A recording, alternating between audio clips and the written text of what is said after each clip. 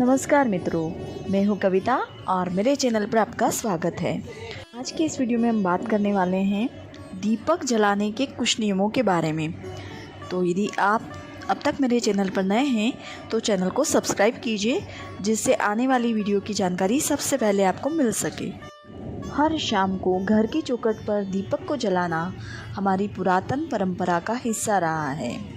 संपूर्ण ब्रह्मांड में प्रकाश ही गति की ऊर्जा है, जिसका मुख्य स्रोत सूर्यदेव है और दीपक की बाती से निकलने वाले प्रकाश को वेदों में अग्नि या सूर्य का तत्व ही माना गया है। देवी देवताओं की पूजा में दीपक जलाने का विशेष महत्व है। जो लोग विधि विधान से पूजा नहीं कर पाते हैं, वे भगवान के सामने सिर्फ दीपक जलाकर भी पूजा कर सकते हैं। दीपक से आरती की जाती है। आरती के बाद ही पूजन कर्म पूर्ण होते हैं। पूजा में हमेशा साफ दीपक का ही प्रयोग किया जाता है। पूजा में कभी भी खंडित दीपक का प्रयोग नहीं करते हैं। घी के दीपक में सफ़ेद रुई का इस्तेमाल करना चाहिए। तेल के दीपक के लिए लाल मोली का प्रयोग किया जाना चाहिए। दीपक हमेशा भगवान के बिल्कुल सामने लगाना चाहिए। घी का दीपक हमेशा अपनी बाईं ओर जलाना चाहिए। तेल का दीपक हमेशा अपनी दाहिनी ओर जलाना चाहिए। पूजा करते समय दीपक बुझना नहीं चाहिए। दीपक यदि बीच में बुझ जाता है तो पूजा पूर्ण नहीं मानी जाती है। घी का दीपक हमेशा भगवान के समर्पण के लिए जलाते हैं, जबकि तेल का दीपक हमेशा अपनी मनोकामना पूरी करने के लिए जलाते हैं। वैसे तो वेदों में प्रकृति पूजा का विधान है, इसलिए सनातन धर्म में मिट्टी के दीपक के जलाने की परंपरा बताई गई है। लेकिन अलग अलग मनोकामना की पूर्ति के लिए सोना, चांदी, पीतल, कांसा, तांबा जैसी धातुओं के दीपक जलाने का विधान भी बताया गया है। सिद्धियां पाने के लिए आटे के बने दीपक को जलाना चाहिए। अब यह भी प्रश्न उठता है कि किस दिशा में दीपक को जलाया जाए। वैसे तो दीपक के जलने से 10 दिशाओं का अंधकार खत्म होता है, लेकिन वास्तुशास्त्र के अनुसार घर की हर दिशा में दीपक जलाने के अलग अलग मायने होते हैं। अलग अलग दिशा में जलाया गया दीपक आपको अलग अलग फल देता है। पूर्व दिशा में जलाया गया दीपक आयु में वृद्धि करता है। पश्चिम में जलाया गया दीपक दुख बढ़ाता है। उत्तर दिशा में जलाया गया दीपक धन लाभ कराता है। वहीं दक्षिण दिशा में जलाया गया दीपक धन और जन हानि कराता है। दीपक को ज्ञान का प्रतीक माना जाता है।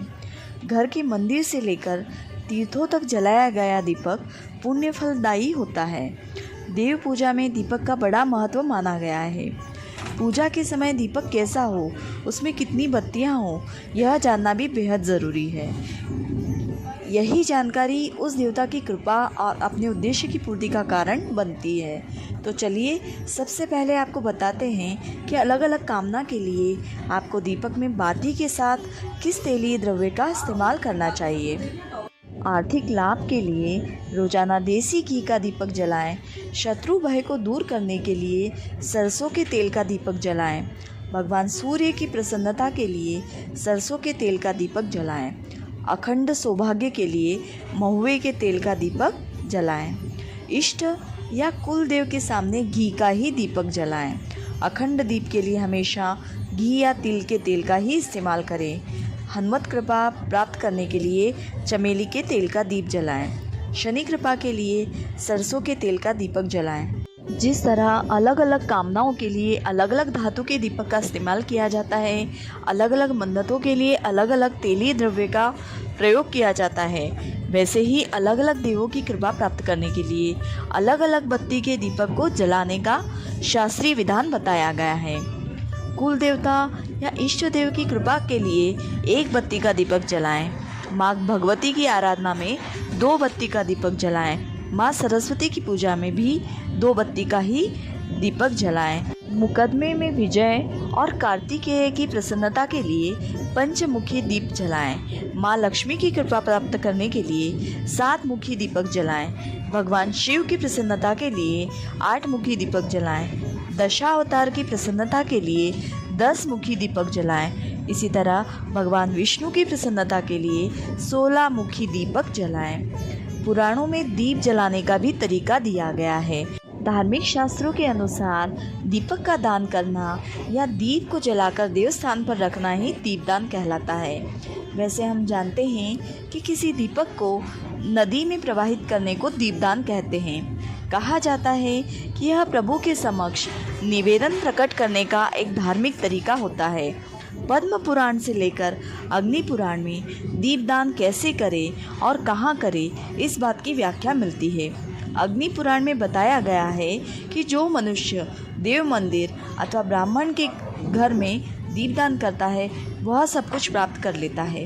पद्म पुराण के अनुसार मंदिरों में और नदी के किनारे दीपदान करने से लक्ष्मी जी प्रसन्न होती है। दुर्गम स्थान या भूमि पर दीपदान करने से व्यक्ति नरक में जाने से बच जाता है। अब आपको बता देते हैं कि दीपदान कब कब करना चाहिए। सभी स्नान पर्व और व्रत के समय दीपदान किया जाता है। नरक चतुर्दशी और यम द्वितीया के दिन भी दीपदान करने का विधान है। दीपावली, अमावस्या और पूर्णिमा के दिन भी दीपदान करने का अधिक महत्व बताया जाता है। कार्तिक मास में किया गया दीपदान माँ लक्ष्मी की कृपा दिलाता है। दीपदान के लिए मिट्टी, तांबा, चांदी, पीतल या फिर सोने का दीपक लें। दीपक को अच्छी तरह से साफ कर लें। मिट्टी के दीपक को पहले पानी में भिगोकर सुखा लें। प्रदोष काल या सूर्यास्त के बाद दीपक, तेल, गाय का घी, बत्ती, चावल अथवा गेहूं लेकर मंदिर जाएं। घी के दीपक में रुई की बत्ती का प्रयोग करें। तेल के दीपक में लाल धागे कलावा की बत्ती लगाएं। दीपक को हमेशा चावल, गेहूं या सप्तधान्य का आसन दें। उसके बाद एक तेल का दीपक शिवलिंग के समक्ष रखें। दूसरा गाय के घी का दीपक श्री हरि नारायण के समक्ष रखें। उसके बाद दीपक मंत्र पढ़ते हुए दोनों दीप प्रज्वलित करें और दीपक को प्रणाम करें। दीपक जलाने का मंत्र भी जान लेते हैं। हिंदू धर्म में हर मांगलिक कार्य के लिए मंत्र है। कोई भी शुभ कार्य करने में इन मंत्रों का उच्चारण किया जाता है। उसी प्रकार शाम के समय घर पर दीपक जलाते समय इस मंत्र का उच्चारण करना चाहिए। शाम के समय घर पर दीपक जलाते समय मंत्र का उच्चारण करना चाहिए। ऐसा करने से जीवन में कल्याण होता है और लाभ भी मिलता है। तो मंत्र इस प्रकार है: दीपो ज्योति परब्रह्म, दीपो ज्योति जनार्दनः, दीपो हर्तु मे पापम, संध्या दीपम नमोस्तुते, शुभम करोति कल्याणम, आरोग्यम धनसंपदा, शत्रुबुद्धि विनाशाय, दीपम ज्योति नमोस्तुते। दीपक जलाते समय इस मंत्र का उच्चारण करने से कई विशेष लाभ मिलते हैं। तो आप भी शास्त्रीय विधान से दीपदान कीजिए और अपने जीवन को प्रकाशित कीजिए। आप सभी को दीपावली की बहुत बहुत शुभकामनाएं। उम्मीद है दोस्तों आपको ये वीडियो अच्छी लगी होगी। यदि ये वीडियो आपको अच्छी लगी हो तो आप इस वीडियो को लाइक करें, साथ ही शेयर करें और यदि अब तक आप मेरे चैनल पर नए हैं तो चैनल को सब्सक्राइब करें।